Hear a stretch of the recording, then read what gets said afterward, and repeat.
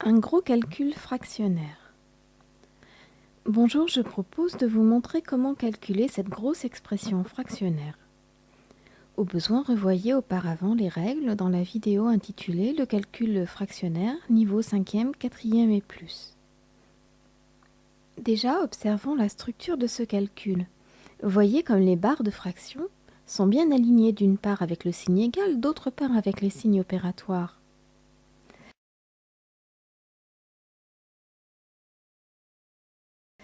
Souvent, dans les copies, les élèves les écrivent trop haut, ces signes opératoires et ces signes égales. Alors le calcul perd tout son sens. Voyez. Ensuite, ces mêmes élèves protestent quand les professeurs qui les corrigent leur enlèvent des points pour cette raison. Mais les professeurs ne sont pas devins, ils ne peuvent pas deviner ou remettre les signes opératoires que vous avez mal placés, au-dessus ou devant les barres de fraction. Attention, ça peut changer un calcul du tout au tout, regardez. Si je mets le moins devant la barre de fraction, moins 1 plus 3 sur 2, ça fait moins 4 sur 2, ça fait moins 2. Alors que si je mets le moins au-dessus de la barre de fraction, là, cette fois, on a moins 1 plus 3 sur 2, c'est-à-dire 2 sur 2, et là, le résultat est 1. Donc, c'est très important de placer correctement les signes opératoires, les signes égales et les barres de fraction. Allez, réalignons bien nos signes opératoires et nos signes égales avec les barres de fraction correspondantes. Alors cette expression est un produit, vu que la dernière opération qui sera à faire dans l'ordre des priorités sera la multiplication centrale. On multiplie donc ce premier bloc avec ce second bloc. Chacun de ces deux blocs est un quotient, puisque la dernière opération qu'il y aura à effectuer dans chaque bloc sera la division, matérialisée par la grande barre de fraction centrale.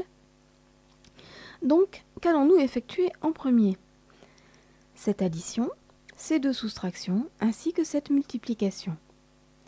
On peut s'occuper des quatre à la fois dès la première étape de calcul, vu que ces quatre opérations sont indépendantes les unes des autres. C'est parti. On veut donc additionner 3 septièmes et 5 quatorzièmes. On vérifie que ces fractions ne sont pas simplifiables, car il pourrait être judicieux de les simplifier avant de commencer à calculer avec. Puis, on les réduit au même dénominateur, puisque pour additionner ou soustraire deux fractions, il faut les réduire au même dénominateur. Quel dénominateur allons-nous choisir? Le plus petit nombre qui soit à la fois multiple de 7 et de 14, ou qui soit à la fois dans la table de 7 et dans celle de 14, si vous préférez. Le meilleur candidat est 14, qui vaut 2 fois 7. Réduisons donc nos deux fractions sur 14. Comme 7 fois 2 vaut 14, pour réduire 3 septièmes sur 14, on multiplie son numérateur et son dénominateur par 2. On rappelle qu'on ne change pas la valeur d'une fraction lorsqu'on multiplie son numérateur et son dénominateur par un même nombre non nul.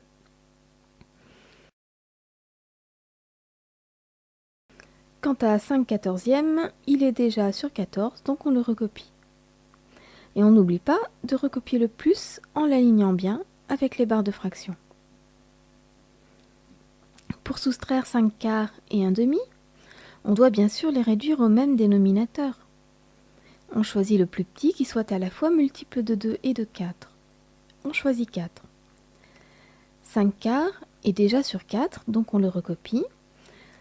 On recopie le moins en l'alignant bien avec les barres de fraction, puis on multiplie le numérateur et le dénominateur de 1 demi par 2. Car on ne change pas la valeur d'une fraction lorsqu'on multiplie ou divise son numérateur et son dénominateur par un même nombre non nul. Non nul, ça veut dire différent de 0. Pour effectuer 7 demi fois 3, on peut raisonner de deux manières. On peut se dire que si on a 7 moitiés de gâteau et qu'on en veut 3 fois plus, on aura 7 fois 3 moitiés de gâteau. 7 demi fois 3 est donc égal à 7 fois 3 sur 2. Ça vient de la règle, pour multiplier une fraction par un nombre, on multiplie juste son numérateur par ce nombre. Mais si on n'a plus cette règle en tête, on peut aussi se souvenir que 3 c'est comme 3 sur 1. Et oui, si on divise un nombre par 1, on ne change pas ce nombre. Dans ce cas, on applique simplement la règle de la multiplication de deux fractions qui dit que pour multiplier deux fractions entre elles, On multiplie ensemble leur numérateur et ensemble leur dénominateur. On regarde alors si on peut décomposer le produit pour le simplifier. Mais ce n'est pas le cas ici. On peut donc effectuer les multiplications et obtenir 21 demi. Passons à la soustraction, 1 sixième moins 1 neuvième. Pour soustraire deux fractions, on a besoin de les réduire au même dénominateur. Ça ne vaut que pour les additions et les soustractions, la réduction au même dénominateur, pas pour la multiplication ni pour la division. On cherche alors le plus petit nombre qui soit à la fois multiple de 6 et de 9. On peut par exemple se réciter les deux tables de multiplication et voir quel est le premier nombre à apparaître dans les deux. 6 fois 1, 6, 6 fois 2, 12, 6 fois 3, 18. 9 fois 1, 9, 9 fois 2, 18. Ah bah voilà, on a 18, qui est le plus petit multiple commun à 6 et à 9. Il vaut 6 fois 3 et aussi 9 fois 2. On convertit donc nos sixièmes en 18e, en multipliant par 3 le numérateur et le dénominateur de la fraction 1 sixième, car on ne change pas la valeur d'une fraction lorsqu'on multiplie son numérateur et son dénominateur par un même nombre non nul. Vous le savez à force que je le répète ? Bah surtout, ne l'oubliez pas. C'est la règle fondamentale à avoir toujours en tête. On convertit nos neuvièmes en 18e en multipliant le numérateur et le dénominateur de 1 neuvième par 2. À l'étape suivante, je me contente d'effectuer les multiplications de mise au même dénominateur. Attention à toujours bien aligner les barres de fraction avec les signes opératoires qui opèrent sur ces fractions. On a donc 6 quatorzièmes et 5 quatorzièmes reste 5 quatorzièmes. 5 quarts reste 5 quarts, 1 fois 2 donne 2, 2 fois 2 donne 4, 1 fois 3 donne 3, 6 fois 3 donne 18, 1 fois 2 donne 2 et 9 fois 2 donne 18. Étape 3. On effectue les additions et les soustractions. On additionne entre eux les quatorzièmes avec les quatorzièmes, les quarts avec les quarts et les 18e avec les 18e. Pour les additionner ou les soustraire, on les compte. 6 quatorzièmes plus 5 quatorzièmes, ça donne combien de quatorzièmes ? Eh bien, ça donne 6 plus 5 égale 11 quatorzièmes. 5 quarts moins 2 quarts, ça donne combien de quarts ? 5 moins 2, c'est-à-dire 3. 3 quarts. 21 demi reste 21 demi. Quant à 3 18e, on leur ôte 2 18e, il nous reste donc 1 18e. Étape 4. Attention à ne faire qu'une seule chose à la fois. Je ne vous l'ai pas encore dit, mais en calcul fractionnaire, il vaut mieux s'abstenir de brûler les étapes, surtout quand on est une étourdie en mon genre, mais aussi quand on est un élève et qu'on va être corrigé par un professeur. Tout simplement parce qu'il faut que le professeur sache comment vous avez procédé. Et si vous lui mettez juste le résultat abracadabra, il ne pourra pas deviner ce qui s'est passé dans votre tête. Or, ce qui rapporte des points en maths, ce n'est pas d'avoir le bon résultat, même si ça peut aider, c'est d'avoir fait le bon raisonnement. Quelqu'un qui a un résultat faux à cause d'une étourderie, mais qui a bien raisonné et a indiqué ses étapes de calcul, aura des points, quasiment tous les points. Tandis que quelqu'un qui écrit les résultats sans qu'on sache d'où il les sort, comme d'un chapeau de magicien, eh bien il ne gagnera aucun point. Ou disons que peut-être qu'il en gagnera un petit peu s'il a de la chance. Mais moi, quand je vois un résultat sans raisonnement, je ne mets pas de points. C'est ça que j'aime bien justement dans les maths, c'est que quand c'est le raisonnement qui compte et puis le résultat, on n'est pas dans un monde cruel et impitoyable où la fin justifie les moyens. Ici, on va se contenter de réécrire les deux divisions, la première grosse division de fractions et la deuxième grosse division de fractions sous la forme d'une multiplication. En effet, la règle c'est diviser par une fraction revient à multiplier par son inverse. Dans notre première grosse division, on divise par qui ? Par 3 quarts. C'est super important de toujours se demander par qui on divise, histoire de bien inverser la bonne fraction, celle par laquelle on divise. Diviser 11 quatorzièmes par 3 quarts, c'est multiplier 11 quatorzièmes par l'inverse de 3 quarts qui est 4 tiers. Cette grosse barre de fraction qui est une division est remplacée par une multiplication par l'inverse de 3 quarts qui est 4 tiers.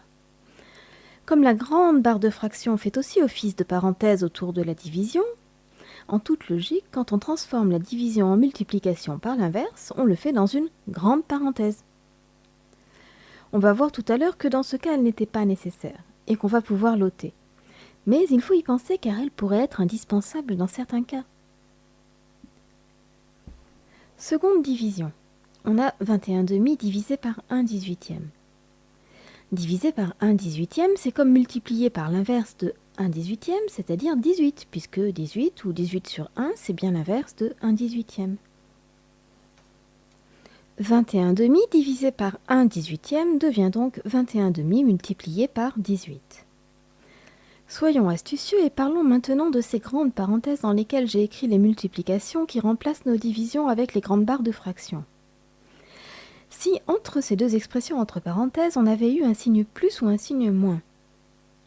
Comme la multiplication est prioritaire sur l'addition et la soustraction, ça n'aurait pas posé de problème de les oublier, puisque de toute façon, il aurait fallu effectuer ces deux multiplications avant le plus ou le moins central. Mais imaginez qu'on a eu un signe divisé au centre du calcul, et qu'on ait oublié les parenthèses. Qu'est-ce qui se serait passé ? On aurait eu une suite de multiplication et de division. Dans ce cas, dans quel ordre procède-t-on pour calculer ? Comme la multiplication et la division ne sont pas prioritaires l'une par rapport à l'autre, il aurait fallu effectuer les opérations de gauche à droite. Donc en commençant par cette multiplication, ensuite on aurait divisé le résultat par 21/2 et enfin on aurait multiplié le résultat par 18. On aurait donc fait cette division avant cette multiplication.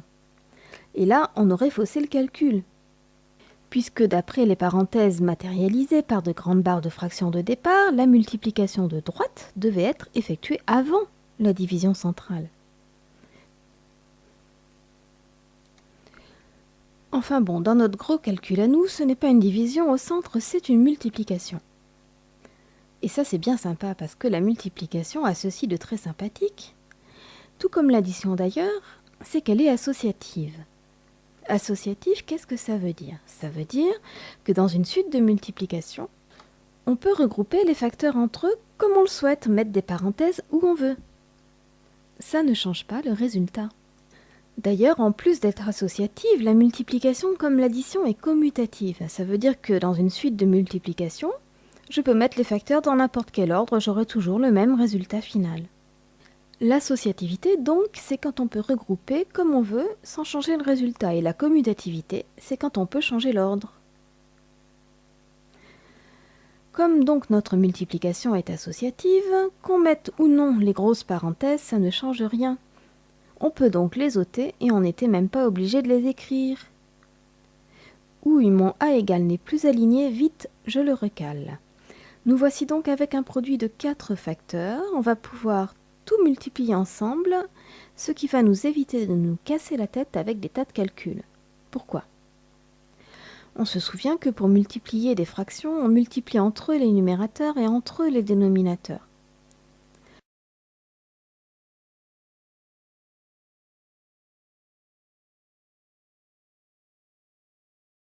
Le dénominateur de 18, c'est 1. Mais de toute façon, on n'a pas besoin de l'écrire puisque ça ne change pas un nombre de le multiplier par 1. Et là alors, ce serait quoi la mauvaise idée ? Ce serait de calculer 11 fois 4 fois 21 fois 18 et d'écrire le résultat au numérateur, un gros nombre, et de calculer 14 fois 3 fois 2 et d'écrire le résultat au dénominateur, un gros nombre aussi. D'accord, la calculatrice peut le faire. Mais après, il faudra simplifier la grosse fraction. Bouh, eh bien moi, ça m'intéresse pas du tout de savoir quels sont ces gros nombres.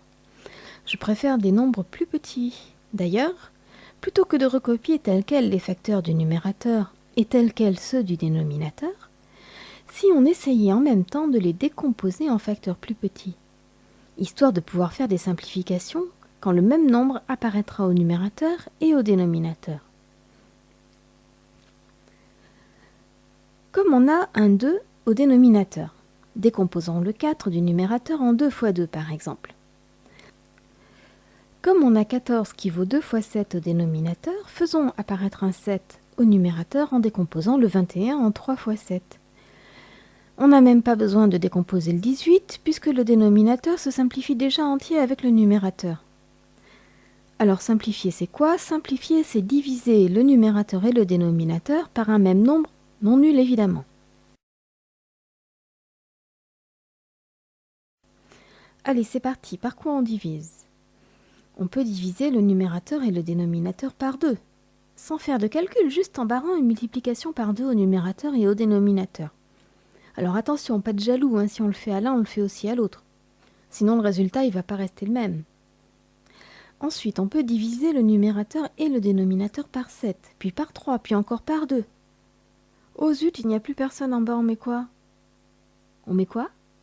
Quoi? 0? Ah bah non, pas 0. Pourquoi pas 0? D'abord parce qu'on vient de diviser 2 par 2, et 2 divisé par 2, ça fait 1, ça fait pas 0. Bah non, si j'ai 2 poires et que je les partage équitablement entre 2 personnes, chacune reçoit une poire, pas 0 poire. Ensuite, parce qu'un dénominateur ne peut pas être égal à 0, puisque la division par 0 n'existe pas. Si vous ne me croyez pas, essayez de diviser un nombre de votre choix par 0 à la main ou à la calculatrice. Et enfin, parce que je peux toujours ajouter un petit fois 1 si ça me plaît. Ça n'a jamais fait quoi que ce soit à un nombre de le multiplier par 1, n'est-ce pas? C'est comme le diviser par 1, c'est totalement inoffensif. Donc, attention, 1, ce n'est pas parce qu'on a tout barré qu'il reste 0. Quand on barre toutes les multiplications, ce qui reste, c'est 1, puisque 1, c'est l'élément neutre pour la multiplication. Au numérateur, il me reste donc 11 fois 18. Ça, je sais le faire de tête. Pour multiplier un nombre à 2 chiffres par 11, on fait une place entre les 2 chiffres, et dans cette place, on met la somme des 2 chiffres. Si le résultat était à 2 chiffres, on mettrait le chiffre des unités entre les 2 chiffres, et on ajouterait un au chiffre d'à côté. Mais là, c'est tout simple. 1 plus 8, ça fait 9, donc 11 fois 18, ça donne 198. Au dénominateur, il nous reste 1. Comme divisé par 1 ne change pas un nombre, le résultat est 198. Bon, comme je suis super étourdie, une fois mon calcul terminé, je le vérifie à la calculatrice. En plus, depuis quelques années, on peut écrire le calcul de départ exactement comme il apparaît sur la feuille, avec la construction de fractions empilées, imbriquées les unes dans les autres, que ce soit sur les calculatrices de collège depuis une dizaine d'années ou sur les calculatrices de lycée depuis 2009. Plus besoin de se casser la tête avec les couches de parenthèses. C'est trop bien, j'aurais aimé que nos calculatrices fassent ça quand j'étais au collège et au lycée. Non, c'était pas tout à fait la préhistoire, puisqu'on avait déjà des calculatrices programmables et même graphiques. Pas des énormes qui faisaient la taille d'une maison, des qui tenaient dans la poche, oui, qui traçaient des représentations graphiques des fonctions. C'était le début, mais en 1990, quand je suis entrée au lycée, on avait déjà ça. Oui, bon, c'est cool, la calculatrice est d'accord avec moi, le résultat est bien 198. Si on n'a pas de calculatrice, on peut aussi vérifier avec un logiciel de calcul formel, comme XCAS par exemple. Voilà, on est venu à bout de ce gros calcul en 6 étapes. Ça paraît long comme ça parce que j'en ai profité pour vous expliquer plein de trucs, mais dans la pratique, ça se fait en 2 minutes à peine, surtout si on est bien entraîné. Alors je ne saurais trop vous recommander un entraînement intensif, comme toujours dans ce qui est technique. Sur letableunoir.net, à la page des secondes, j'ai rassemblé toutes sortes d'exercices corrigés sur le calcul fractionnaire. Quand on a pris le pli, c'est bien plus amusant que le sudoku. Enfin, le sudoku, on dit. Donc voilà, c'est cadeau, plein de super calculs à faire pour vous entraîner et devenir des champions S-fraction. Attention, si on ne pratique pas, on perd. Allez, bonne chance les champions!